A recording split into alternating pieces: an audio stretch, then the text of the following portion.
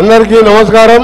ముందుగా అందరికీ విజయదశమి శుభాకాంక్షలు తెలియజేసుకుంటూ మన దత్తన్న అజాత శత్రువు రెండు తెలుగు రాష్ట్రాలలో కాదు ప్రతి ఒక్కరు కూడా ప్రేమించే మన బండారు దత్తాత్రేయ గారు మాజీ గవర్నర్ గారు అలాగే కార్యక్రమం నిర్వహించి కొన్ని సంవత్సరాలుగా ఒకరోజు దసరా నిన్న చేసుకుంటే అలాగే బలాయితో 2-3 రోజులు దసరా పండుగ చేసుకున్నట్టు అనిపిస్తుంది.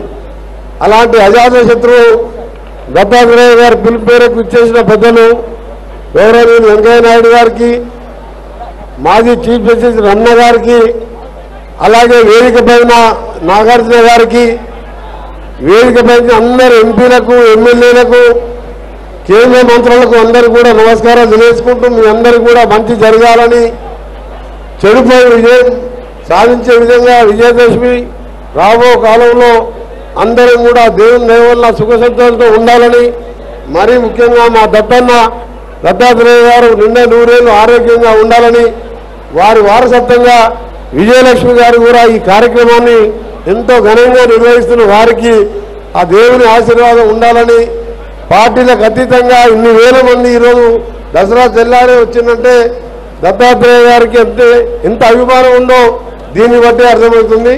మరొకసారి మీ అందరికీ విజయదశమి శుభాకాంక్షలతో దీపావళి శుభాకాంక్షలు కూడా మీ జీవితాల్లో వెలుగు తీసుకురావాలని కోరుకుంటూ సెలవు తీసుకుంటున్న అందరికీ నమస్కారం. ధన్యవాదాలు సార్.